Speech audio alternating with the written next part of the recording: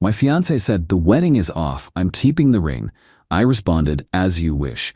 Then my lawyer sent her a bill for her share of all non-refundable wedding deposits and proof the ring was a family heirloom. Suddenly, she wanted to talk things over. "I'm 32, male, let's call me Justin." Or I guess, I was on the fast track to being a 32 husband. Wedding was slated for 6 weeks from now. 6 freaking weeks. Venue locked, caterer chosen, and deposit paid, naturally. Even Nicole's obsession, those artisanal honey favors, were already boxed up. So last Tuesday, I'm mid-presentation at work, phone buzzes. It's Nicole, 30. I step out, expecting a wedding mini-crisis. "Hey, what's up?" Her voice, flat. "Justin, I can't do this." "Can't do what?" "The presentation, almost done." "No," she cuts in. "The wedding, us, I can't marry you." Brain.exe stopped working. I think I actually mumbled, "LOL, what?"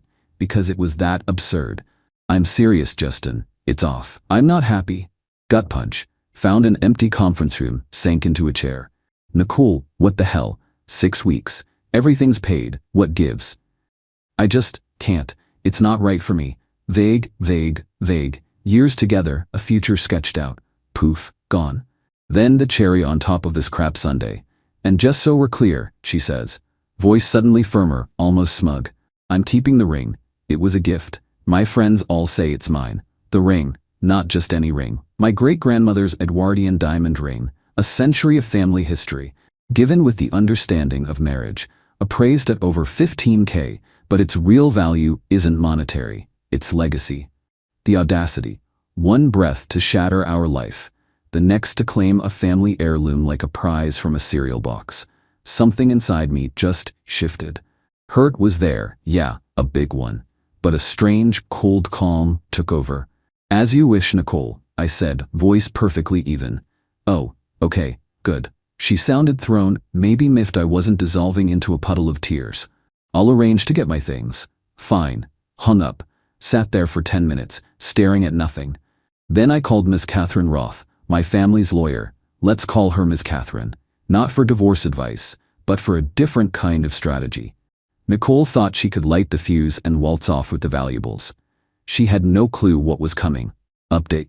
Alright Reddit. 1 week post-detonation day. Thanks for the backup on my last post. Good to know her entitlement registered on the WTF scale for others too. So, Miss Catherine. She's petite. Looks like she'd bake you cookies, but has the legal bite of a shark. Exactly what I needed. I laid it all out. The sudden cancellation, the shared financial black hole, and the heirloom ring. Miss Catherine listened, took meticulous notes, and then that smile, the one that says, "Oh, this will be fun. Mr. My last name," she purred. "Conditional gifts, shared liabilities. Miss Nicole has made some ill-advised assumptions." Sweet, sweet words. A few days later, a very official, very lawyerly letter landed on Nicole's doorstep. She'd shacked up with her friend Pamela. Registered mail, signature required. Inside, an itemized invoice for her share of the non-refundable wedding chaos. Venue deposit, $10K. Her half, $5,000. Caterer deposit, $4K. Her half, $2,000. Photographer retainer, $2.5K. Her half, $1,250. Honeymoon flights and non-refundable resort bits. Her half, $1,500. Miscellaneous, flowers, invites, etc. Her half, $500. Total damage she was now responsible for, $10,250. Payment requested in 15 business days. A very clear, very firm section about the ring. Copies of my great-grandmother's will. Ring explicitly for his future bride upon marriage. Notarized affidavits from my parents about its history and conditional presentation. Old family photos, grandma and mom wearing the ring at their weddings. The appraisal certificate detailing its lineage and value. The message, the ring was conditional. Condition, marriage voided by her. Return it to Miss Catherine's office within 10 business days. It took precisely 48 hours post-delivery for the fireworks. Nicole's text started pinging. "WTF is this, Justin? Are you serious? I know you wanted to save me. You still wanted it. as if that negates her breaking the agreement. And the ring was a gift. It's mine. Silence from my end, per Miss Catherine. All comms through legal. Then the calls. Nicole, ignored. Then her mother Brenda. Oh, Brenda. Brenda's voicemail. Justin, honey, Nicole's mother. A terrible misunderstanding. Nicole is distraught. This legal letter isn't like you. Call off your lawyer. This is a family matter.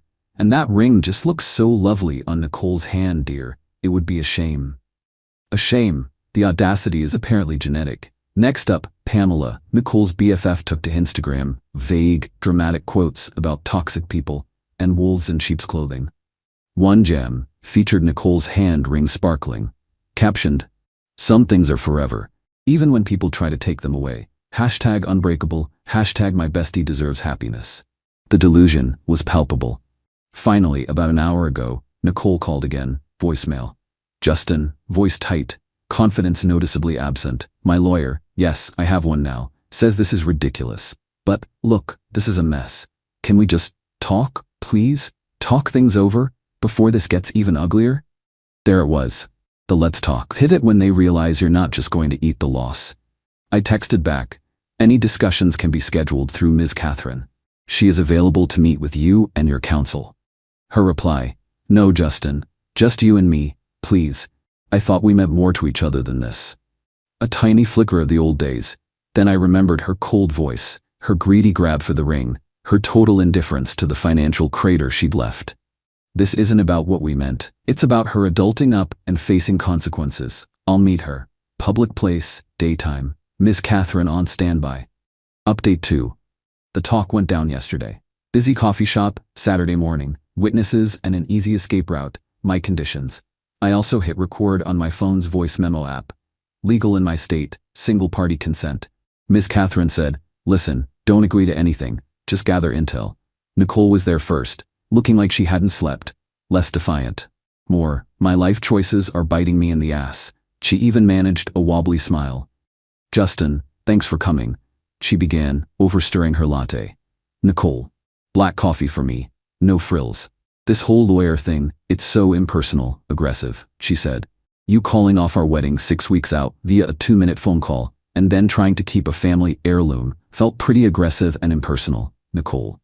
My voice was quiet, but it landed. Her eyes welled. I know. I handled that badly. I was panicking. So your panic response was to claim a $15,000 ring that isn't yours? Eyebrow arched. It was mine. You gave it to me, she insisted, voice cracking. Everyone knows that ring was mine. It's humiliating to have to give it back. It was contingent upon a marriage you canceled, Nicole. My great-grandmother's will is clear. As for the wedding expenses, we agreed to split costs. We have emails, texts, a shared spreadsheet. She deflated a bit. Okay, fine, the wedding stuff. Maybe I owe some, but not all of it. That honeymoon, you picked that expensive resort. Correction, she picked it after a month-long Instagram deep dive. Nicole, you initialed the resort on our shared planning sheet. Her face tightened. My mom says you're just being vindictive, trying to punish me. This isn't punishment, it's accountability. Your decisions have financial consequences. To the waterworks. Actual tears, I think. But Justin, I don't have $10,000. I just bought that new car, and the ring, it means so much to me. It symbolizes my family's heritage, Nicole, and it will go to the person I eventually marry. That came out harsher than intended, but it was true. A nasty flicker in her eyes. So you're already thinking about replacing me? I'm thinking about protecting my family's property and my finances after you blew up our engagement. She shifted gears. What if I give you back the ring, she said, as if offering the kidney. If you drop the demand for the wedding money. The negotiation. No, Nicole. 2 separate issues. You owe the money because you broke our agreement to marry, making us both liable for non-refundable services. The ring returns because it's a conditional gift, and the condition is void. No trade. She scoffed. You're being impossible, so rigid. Just then her phone buzzed.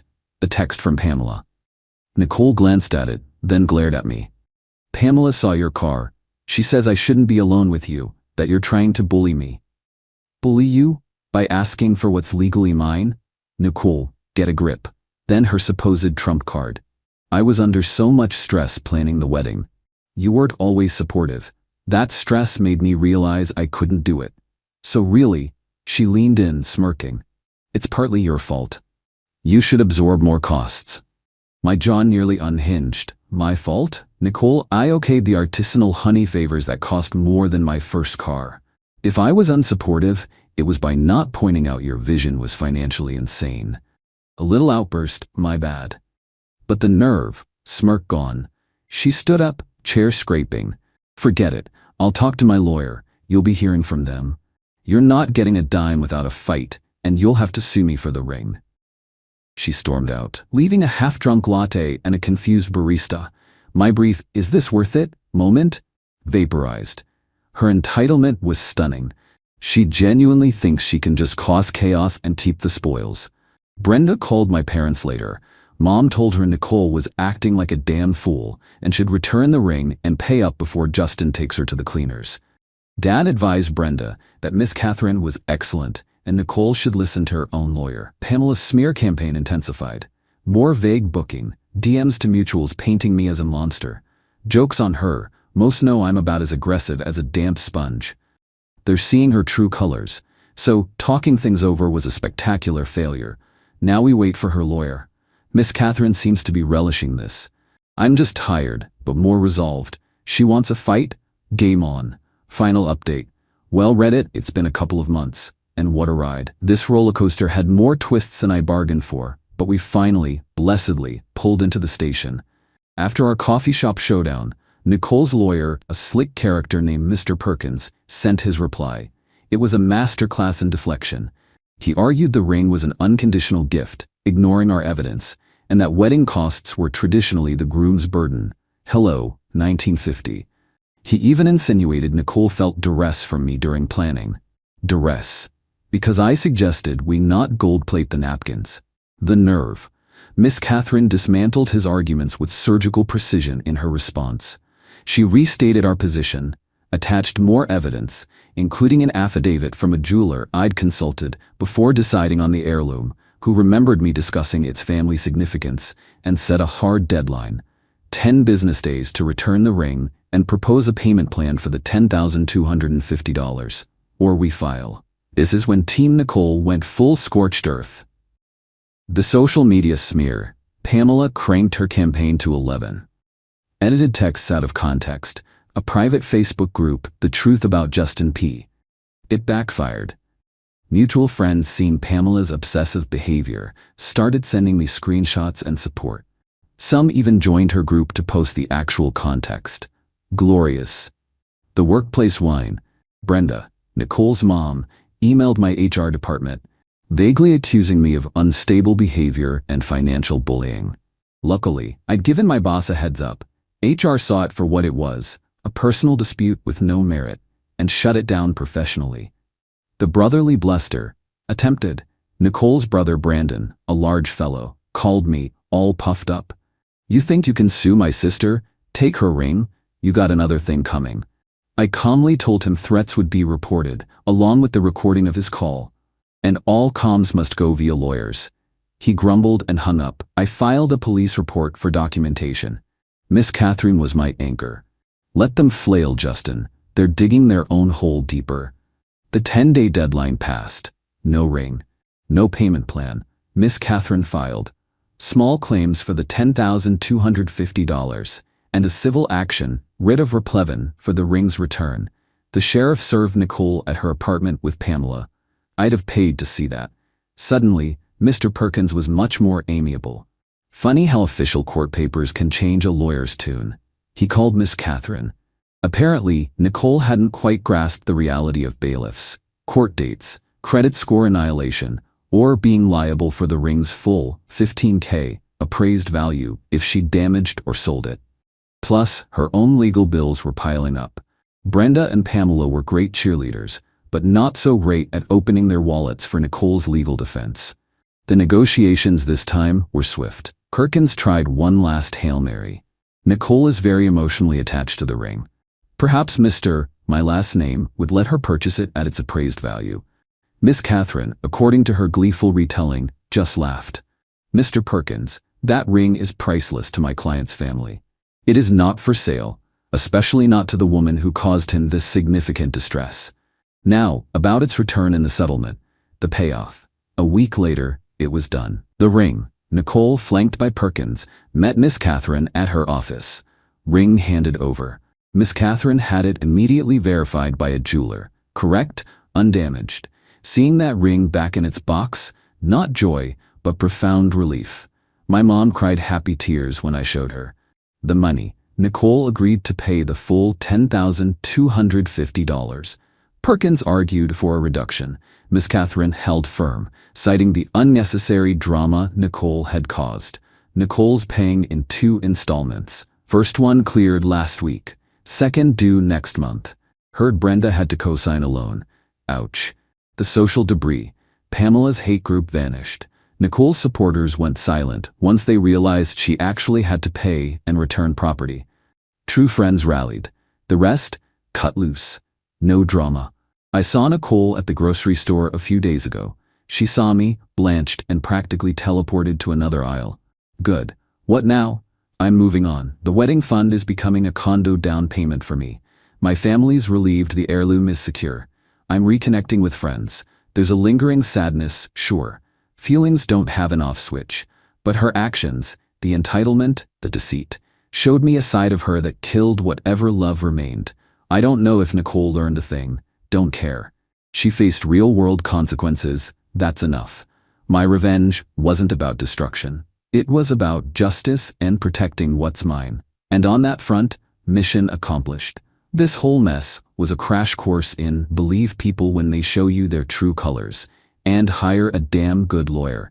Thanks for following my saga Reddit. Time to turn the page.